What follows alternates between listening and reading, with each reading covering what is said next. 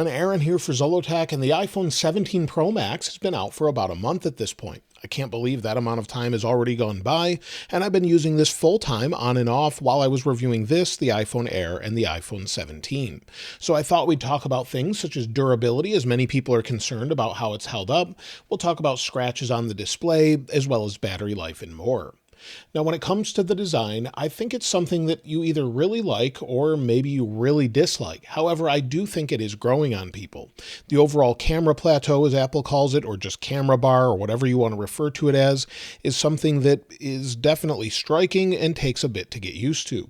It's something that doesn't really bother me much. I've gotten used to it pretty quickly, and the two-tone design is something I really like. So we have sort of this matte finish here with, again, a matte anodized finish on the aluminum or aluminium, and the overall feel is just very nice as far as the texture goes. They've rounded the edges, it's made it very comfortable, and after you use this for a little while, it's definitely one of the most comfortable iPhones to hold, but it may not be one of the most premium as far as the feel. The aluminum is definitely a compromise, however, it's not something that I dislike, it's something that really helps get rid of heat compared to titanium. The overall unibody frame definitely helps with that. You can see it sort of dissipate out, and I've showed this in multiple videos with a thermal camera. And just the way it flows into the camera bump, the way they've redesigned the antennas, I think is definitely a win in many ways. Of course, in the United States, we have this odd millimeter wave antenna on the top, but that should help if you have that available where you live, and everything else is basically familiar. Our power sleep wake button, our camera control, our ports on the bottom with speaker and microphone, as well as our volume buttons and action button. But of course, this camera plateau is definitely something that's a bit odd, but I think most people will get used to it over time. When it comes to overall durability, well, this one's held up quite well. It's been set on tile, it's been set on this table, and you'll see there's no scratches whatsoever. The anodized aluminum does pick up some of your fingerprints or oil from your hands and definitely will transfer. I've seen some people report that maybe the orange version turns a different color, and that could be maybe due to something on your hands, or we don't really know, but it seems like maybe some people are experiencing that. I have the orange one right here, and I actually dropped this one, and many people were concerned about durability. So if we take a look, I'll turn the display off. On the right-hand side, you'll see here, I actually dropped it from about 4 feet up. You'll see right here, there's actually a nick in the display. So that's something that's a bit unfortunate, and then you can see it on the glass. It fell off of a tripod. It wasn't something I was holding on to, and I was actually filming the review for this phone. So it fell off, dinged the display, but the display didn't crack, falling from about 4 feet directly onto gravel or rocks. So it held up pretty well, and I don't really think it's bad as far as the overall chip and the anodization from falling onto rocks. So that's something you would even see on the titanium frame. So that's something that just seems to be fairly durable for me, and some people have said that you can wear this corner off a little bit easier, but so far it's holding up quite well. So you'll see it looks like there's some dust there, but everything just sort of wipes off. So again, it's been very durable for me so far. When it comes to battery life, I've been using the public version of iOS 26, purposely to sort of give you the real-world experience. So if we go into battery health, you'll see I've cycled this phone 5 times as I decided to use the blue one. It matches the watch band nicely and easily gets me through the day now. Once I modified some of my settings, it really seemed to help after a few days. And if we go into battery usage, you'll see yesterday, 65% usage, 4 hours and 21 minutes of screen active time. The day before, 85%, but just 3 hours. It's really started to improve, and currently I'm down to 48%. So it's easily getting me through a day or so. For example, the iPhone Air would get me basically maybe 4 hours with 100% usage or more. This is getting me to 65% usage. The day before wasn't that great, but 65% of the battery was used and about 4.5 hours. So that's pretty great. Maybe we'll get closer to 8 hours of screen on time, and I haven't seen that in a very long time on any of my phones. So some people will get more battery, maybe 10 or 12 hours I've seen, but it depends on what you're using, what's running in the background, but overall it's very, very good. And this year we can now charge faster at 50% in 20 minutes. That's utilizing a 40 watt adapter or higher, and also 50% in 30 minutes using wireless charging with a 30 watt adapter or higher.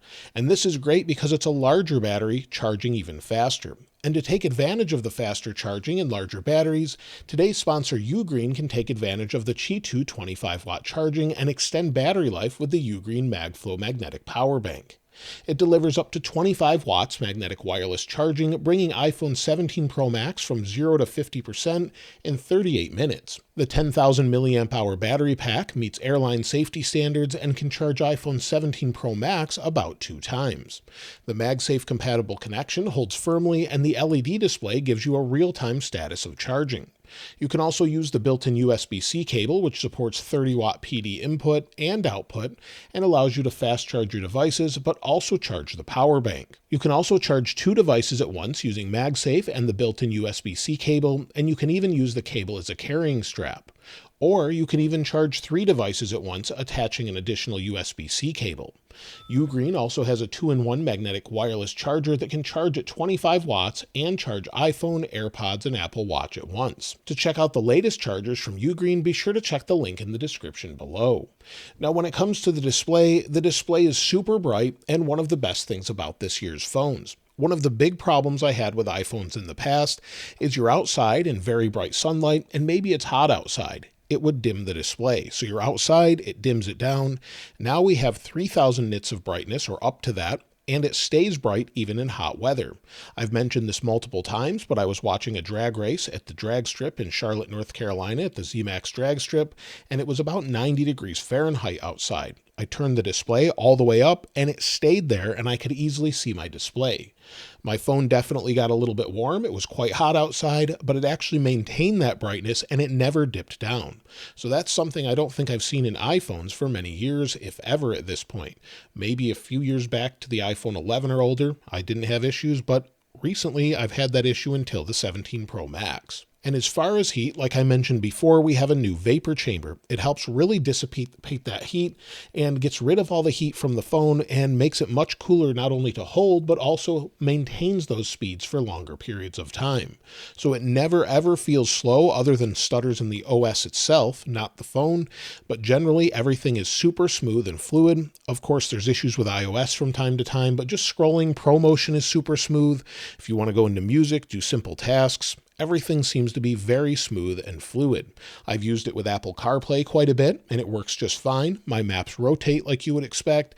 Things are just smooth and fluid. Siri definitely needs some help, but that's more on the software side. And as far as speed with just you want to snap a picture quickly, it opens up. Everything's just ready to go all the time. This new A19 Pro is great, and hopefully they update Siri with iOS 26.4 maybe, where we'll have a much better integration of Siri with some Apple Intelligence and utilize that AI in the processor. The A19 Pro is great when it comes to utilizing the processor for recording video as well. One of the issues also is occasionally you'd be recording video in a hot environment, 4K 60 or 4K 120, and it would get super hot and maybe even get an overheat message on older iPhones. This phone so far has held up well. It's really had no issues with that. And again, thanks to that vapor chamber and the new design is really helping get the heat out of the phone, and that's without a case on it. If you do have a case on it, that's definitely going to hold the heat in a little bit more, but without the case, it seems to do a really great job of just keeping the heat out of the phone. Also, of course, we have that new front-facing camera where we can switch to landscape directly while holding it in portrait. This is a great feature I hope they bring to the rear cameras as well in the near future, maybe in the iPhone 18 or something beyond that.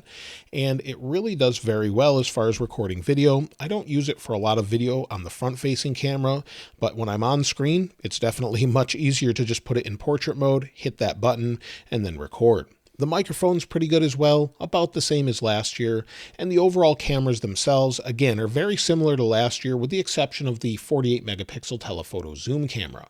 However, unless you zoom way in, you're really not going to notice much of a difference from the previous generation. So the cameras are generally pretty good, and of course, when you're using that high resolution, maybe you're using this with something such as Blackmagic or Final Cut camera, you can actually use it in ProRes RAW this time around and also use Genlock. So it's a very capable video camera. You definitely could record videos like this with it, and it's something I could recommend to most people that just want a phone to record videos or even start a YouTube channel with. It's something I would recommend. Now, as far as the overall cellular signal, it's definitely better this year. We have Qualcomm's X80 modem, and I typically have better signal strength. You'll see I only have one bar here, but if I turn off Wi-Fi, we'll give it just a moment. We're in LTE. Sometimes it jumps between LTE and 5G. Now again, this could be due to things with the software or signal strength of the tower, or maybe you have a tower down nearby. For example, if I turn this off and back on, I typically don't have as many issues this year as I did last year with overall cellular strength. So I'll usually have 2 or 3 bars where I had 1 before. So you'll see now I have 5G or 5G UC sometimes, and it's pretty good overall. We also have the new N1 Wi-Fi modem that Apple designed, and it does seem to work pretty well. However, I did have some odd disconnects on my iPad running iOS 26.0.1 and iPadOS 26.0.1, just disconnecting from Wi-Fi in general. The new betas seem to fix that with 26.1 Beta 3, Beta 2, and they seem to be a little bit better. But Wi-Fi 7 is nice and fast, and everything is what you would expect. If we go into speed test, and within speed test, I should have 1.1 or so gigabits per second down. We'll give it a second here. And typically it's very fast. Wi-Fi 7, I'm using an Eero Wi-Fi 7 modem, and I'll typically only have 40 megabits per second up. Hopefully we get symmetrical upload speeds very soon, but I'm still waiting for that where I'm at right now. So we'll give it a second, almost 1.2 here. And you'll see we'll bump up to 40 megabits per second up. So not great for the upload, but that's not a limitation of the phone or my router. That's a limitation of the carrier. So other than that, it's been pretty good. Hopefully they'll fix it additionally with iOS 26.1. It'll just sort of fix everything that people have been having issues with. But so far, it's been pretty solid for me. Bluetooth has also been great, and I found that it was mostly an issue with the Bluetooth software, maybe when it comes to the firmware for AirPods. Once they updated to the latest firmware, it seemed to fix a lot of issues I was having. So AirPods Pro 3 definitely had a lot of odd issues at first. Now it seems to be fixed thanks to firmware, but it wasn't really the phone, it seems. It seems to be more of the AirPods. Now, iOS 26 is something we definitely should talk about. It's one of the things that you'll either love or not like at all with the new liquid glass design, but it's here to stay for the coming years. It's Apple's new design language, and I actually do really like it, and I've grown used to some of its functions and the way it looks. Of course, they'll continue to refine this, but it is a bit of a letdown when you get a new phone and then you have an update that affects battery life, or it just has random bugs or your notifications don't come in. Those are things that Apple really needs to refine before they release it to the public. There was a day when Apple was known for having the most stable and reliable software, and when an update came out, everyone was excited, including myself, and one of the reasons I started making videos of iOS was because we got new features, things changed, and we never had to worry about stability. Now it's sort of the opposite way, and I really hope they go back to making things stable. They released at the same release schedule and very quick, but at this point, there's definitely some stability issues. So I would like to see a focus maybe next year with iOS 26 to be a 26.5. Less features, more stability. iPhone 17 Pro Max is absolutely the best iPhone ever when it comes to specs, cooling, speed, cameras, battery life, speakers, and display. It has the very best from Apple, but also now feels a little bit less premium or elegant to some people than previous iPhones. The iPhone 13 Pro Max with its stainless steel design was many people's favorite iPhone ever, and then of course they made the switch to titanium, and now switching to aluminum for some feels like a downgrade. There's definitely compromises here where the aluminum gets rid of heat much better and should be generally fairly durable, but not as bend resistant or as strong as titanium. But there are downsides to titanium as well. So I'm sure we'll see changes over the years, and of course have it change between different styles, different materials, and more. The design is highly controversial this year with more of a love or hate design like I mentioned earlier, but I think many will grow to love it as sort of an acquired taste, but it certainly marks a change in the way Apple designs its best-selling device. Durability, of course, is a concern, but if you're not careful with your phone, you'll want to protect it either way. I sort of see it as a patina on the phone and sort of test it to see how it holds up and share that with you as well. So I definitely can recommend the iPhone 17 Pro Max this year and really enjoy it after a month, but I may switch to the iPhone Air. Battery's not as important to me, but I'm still up in the air about this as I really like this blue color. Let me know what you decided to go with this year, whether it's an iPhone 17 Pro Max, 17 Pro, you kept your older phone, or anything else. I'd love to hear from you in the comments below. I'll link this wallpaper in the description like I normally do, and if you haven't subscribed already, please subscribe, and if you enjoyed the video, please give it a like. As always, thanks for watching. This is Aaron. I'll see you next time.